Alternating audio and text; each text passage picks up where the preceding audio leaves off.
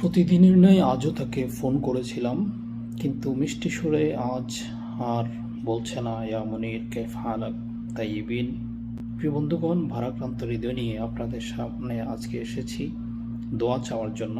আমার সহকর্মী সুলাইমান, তার গতকালের শেষ ঘুম হয়ে গেছে। আপনাদেরকে একটি বার্তা দেওয়ার জন্য। আসলে কার ঘুম কখন শেষ ঘুম হয়ে যায় সেটি কেউ জানি না আমরা। সে সুস্থ মানুষ, গতকালও ডিউটি করেছে, আজকে সে ডিউটিতে থাকার কথা। এই হজ অফিসে তার সাথে আমি দীর্ঘ সময় অতিবাহিত করেছি। অত্যন্ত ভালো মনের মানুষ, একজন হাফেজুল কোরআন।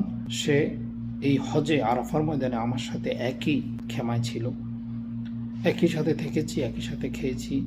আল্লাহ তাকে জান্নাত নসিব করুক। সবাই তার জন্য দোয়া করবেন।